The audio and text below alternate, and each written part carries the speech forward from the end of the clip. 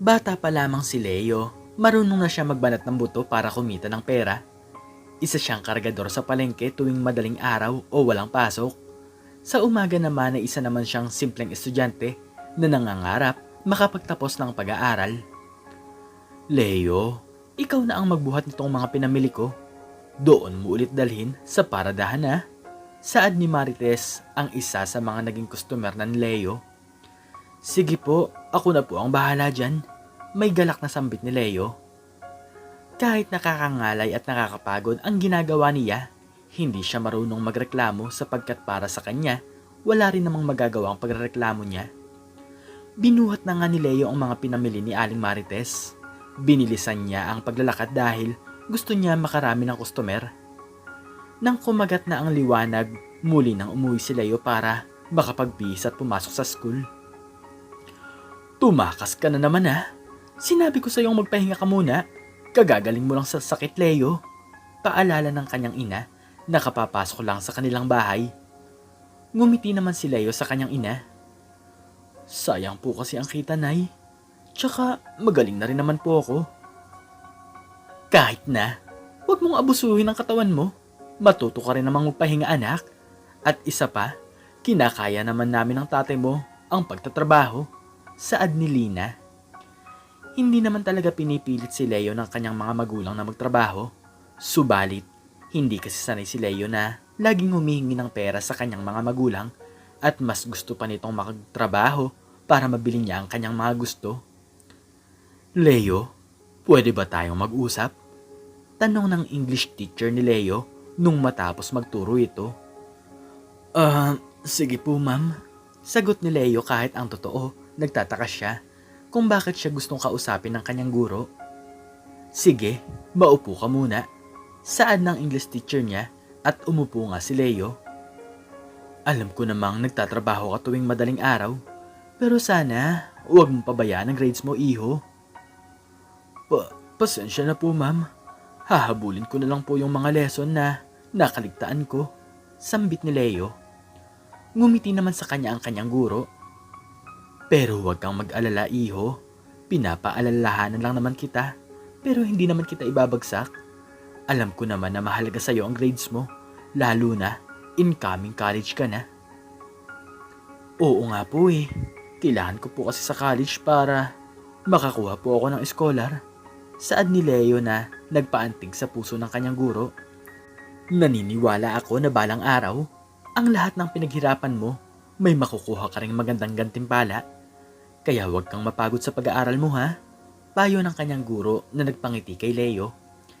Marami kasing pangarap si Leo na gusto niyang matupad. Gusto niya guminhawa ang buhay nila, kaya kahit nagtatrabaho siya, lagi niya pa rin pinaguhusayan ang kanyang pag-aaral. Para kasi sa kanya ang edukasyon ang magiging silbing daan para umayos ang kanilang pamumuhay. Abala si Leo sa paghahakot ng mga gulay upang dalhin sa bawat pwesto ng mga gulayan at napahinto si Leo sa paglalakad nung may tumawag sa kanyang isang matandang lalaki. Leo, nadalhan mo na ba ako ng tig-isang bandal ng gulay? Tanong sa kanya ni Mang Ramil. Opo, Mang Ramil. Isusunod ko na lang po sa inyo yung sitaw.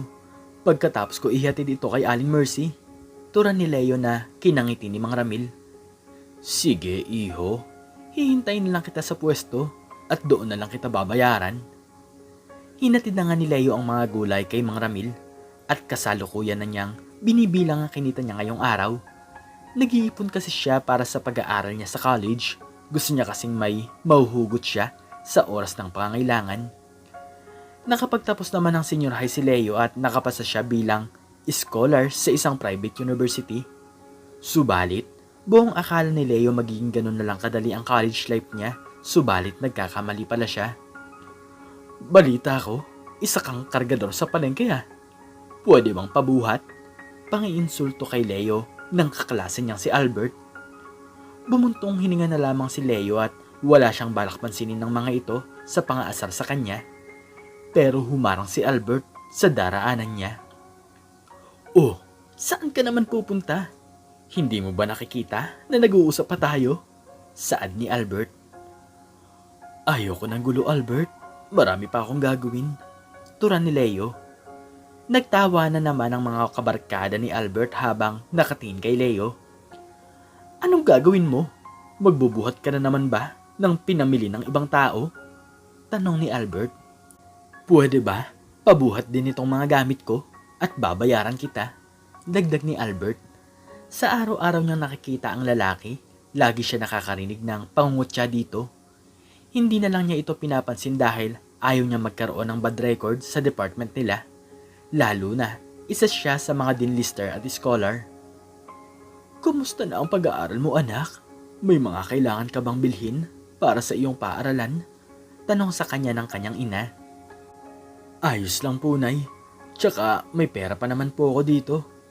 Hindi niyo na po ako kailangang abutan. Napakaswerte talaga namin na nagkaroon kami ng anak na katulad mo. Hayaan mo, anak. Makakaraos din tayo. Saad ng kanyang ina at ngumiti naman ang malapad si Leo. Alam ko naman po yun, Nay. Balang araw, tayo naman ang nasa tuktok. Hindi niyo na po kailangang maglabandera o maglako ng kung ano-ano para lang may makain tayo sa pangaraw-araw. Sambit ni Leo. Sana nga, magdilang anghel ka, anak. Oo nga pala, hindi ka ba binubuli sa school niyo? Balita ko puro mayaman ang pumapasok doon na. Bababait ba sa'yo ang mga kaklase mo? Tanong sa kanya ng kanyang nanay na nagpahinto kay Leo. Ayaw niyang sabihin sa kanyang ina ang mga nararanasan niyang pambubuli sa school na yon. Kilala niya kasi ito. Hindi papayag ang nanay niya na inaapi sila. Hindi po, Nay. Mababait po silang lahat. Pagsisinungaling ni Leo. Seryoso ka ba dyan? Opo, oo naman po. Wala pong nambubuli sa akin sa school. Dinlister pa nga po ako eh. Paninigurado ni Leo at hindi na nga lang siya tumingin sa kanyang ina para makaiwas na lang din sa mga tanong. Nagpatuloy ang buhay ni Leo. Bukod rin sa pagkakargador tuwing madaling araw, ume-extra na din siya sa mga catering bilang isang waiter. Pero kahit ganoon, hindi pa din siya tinatantanan ng mga grupo ni Albert at hindi niya rin inaasahan sa event na pinag-extrahan niya, nandoon pala ang lalaki. Pare, si Albert yun diba? Wika ng kaibigan ni Albert. Napatingin sila sa direksyon ni Leo na abalang kinukuha ang mga plato sa mga lamesa. Napangisi si Albert at tumayo sa kanyang kinauupuan upang lapitan si Leo. Ano itong bagong trabaho mo? Tagabuhat pa rin? Saad ni Albert na nagpatigil kay Leo. Napalunok si Leo at ramdam niya ang pamamawis ng kanyang noo, pati ang pagkailang sa mga taong nasa likod niya. Alam niya naman kasing gulo lang ang dadalhin ng mga ito sa kanya. Hindi ka pinapansin, Albert, oh. Mukhang wala kang balak na pansinin. Sulsul ng isang kaibigan ni Albert at nagtawanan pa sila. Mas binilisan ni Leo ang paggalaw. Hindi niya na lang pinakinggan ang mga pang-aasar sa kanya ni Albert. Ayaw niya kasi mawala ng trabaho, kaya hanggat maaari, kanina niya pa itong iniiwasan. Hoy, hindi mo ba kami papansinin? Kinakausap ka namin, ha? May galit at diin na sambit ni Albert, sabay sipa sa isang binti ni Leo. Binaba muna ni Leo ang tray na hawak niya na may mga babasaging plato at hinarap ang grupo nila Albert. Pakiusap, ayaw ko ng gulo. Kung wala kayong magawang matino sa buhay niyo, huwag niyo akong idamay. Nagtatrabaho ako ng maayos dito. Mahinang pakiusap ni Leo sa mga ito pero tinawanan lang siya. Naku pare, tumatapang na yata itong si Albert. Kaya na yata niya ang buto niya. Napaatras si Leo sa kinatatayuan niya nung lapitan siya ni Albert habang nakangisi. Paano kung ayaw namin? Ano bang gagawin mo? Mapang-asar na tanong ni Albert sabay tulak sa balikat ni Leo na naging dahilan ng pagkatumba ni Leo pati ng lamesa na nasa likuran niya. Nang dahil doon naagaw nila ang atensyon ng mga taong nasa event, lalo na nung bumagsak ang mga pinggan. Hindi mapigilan manlumo ni Leo habang nakatingin sa mga basag na pinggan na gawa nila Albert.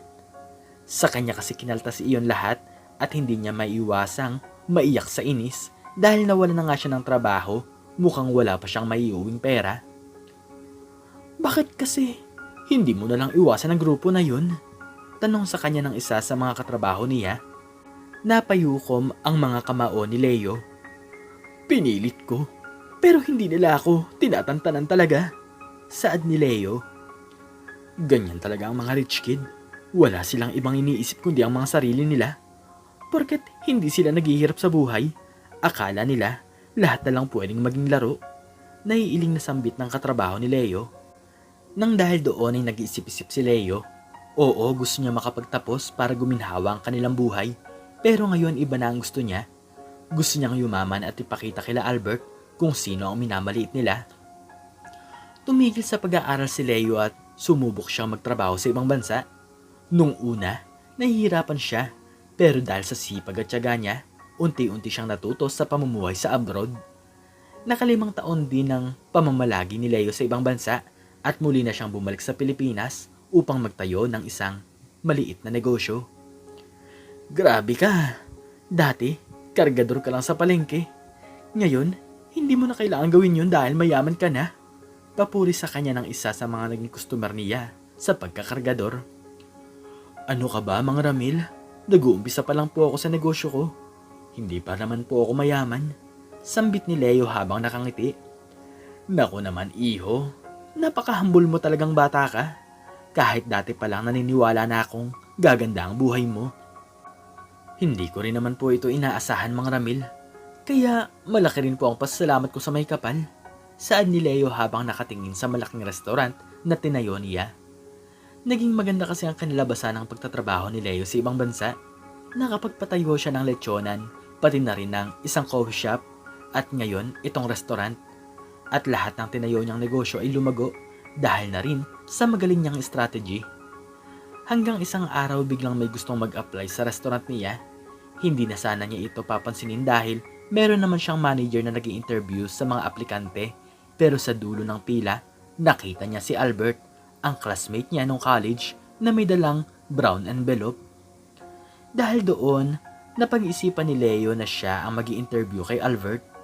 Sige, maupo ka muna. Saad ni Leo habang isa-isang tinitingnan ang resume ni Albert na binigay sa kanya ng manager. Thank you po, sir. Saad ni Albert pero laking gulat nito nung makita niya ang nakaupo sa upuan ay si Leo. Leo? Gulat na sambit ni Albert. Sir Leo. Madiin ang pagtatama ni Leo kay Albert. I'm the owner of this restaurant, so meaning to say, kung dito ka na magtatrabaho sa restaurant ko, magiging boss mo ako. Maotoridad na sambit ni Leo na nagpalunok kay Albert. Sir? Alam ko pong malaki ang naging kasalanan ko sa inyo pero sana po. Napatigil sa pagsasalita si Albert nung umimik si Leo. Huwag kang mag-alala, hindi ako ganoong tao. Professional ako sa mga naging trabahante ko kahit sa mga aplikante. Huwag mo isipin na dahil sa nakaraan, pwedeng hindi ka matanggap. Pagdadiretso ni Leo na nagpaginhawa kay Albert. Gusto naman talagang gumantin Leo at ipamukha kay Albert ang mga maling nagawa sa kanya nito. Gayon pa man parang hindi kayang gawin niyon ni Leo. Iniisip niya kasi, ano ba ang mapapala niya kung gaganti siya kay Albert? Ikakataas niya ba yun? Tanggap ka na. Bukas na bukas, mag-uumpisa ka na sa trabaho bilang isang waiter. Sambit ni Leo pagkatapos niyang ma-interview si Albert. Tuwang-tuwa naman si Albert at hindi niya mapigilang magpasalamat kay Leo. Salamat, Leo. Sir po pala. Pasensya na po. Malaking tulong po talaga ito para sa akin. Lalo na po at nagpapagamot po ang aking tatay. Saad ni Albert. Nag-umpisa na nga sa trabaho si Albert sa restaurant. Kadalasan, puro mayayaman at may sinabi talaga sa buhay ang mga nagiging customer ni Leo. Papasok pa lamang si Leo sa restaurant nung makita niya ang isa sa mga grupo ng customer na tinatawanan si Albert habang pinumpunasan ni Albert ang sahig. Kumunot ang noo ni Leo. Malalaking hakbang ang ginawa niya upang makalapit kila Albert. Hoy Albert, bilasan mo nga dyan. Ang bagal-bagal mo namang kumilos. Saad ng isang customer at namukaan nito ni Leo. Ito ang mga barkada ni Albert nung college. Nakatingin na rin ang ibang customer sa kinatatayuan nila Albert. Hindi mapigilang maawa ni Leo kay Albert dahil parang nakikita niya ang sarili niya dito. Kung nandito kayo para mang-insulto ng empleyado ko, Pwede na kayong lumabas at umalis.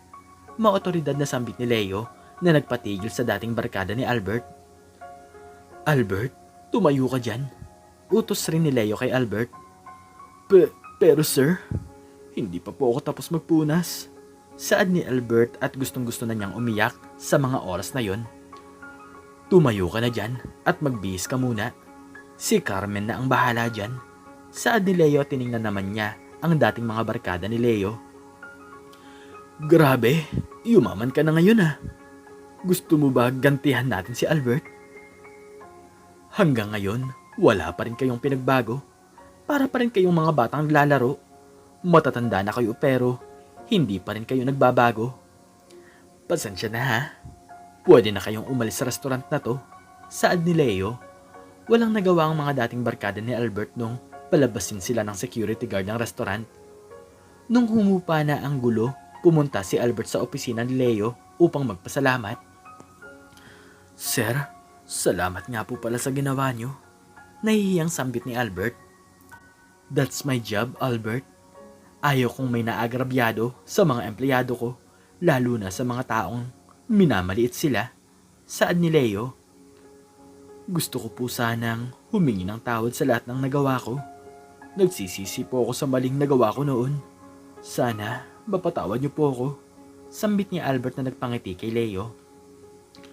Huwag kang mag-alala, Albert. Napatawad na kita. Sana maging aral sa'yo to at huwag mo na rin sanang ulit-ulitin. Pangangaral ni Leo kay Albert.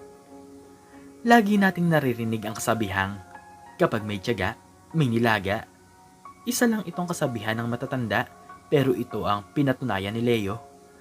Kahit nahihirapan noon si Leo, mas pinili niyang kumayod at magpatuloy sa buhay, at lahat ng paghihirap na iyon ay may naging magandang kapalit sa kanya.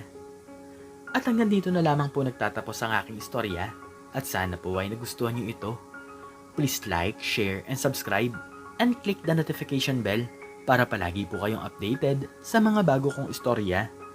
Muli ay maraming salamat po at God bless us all.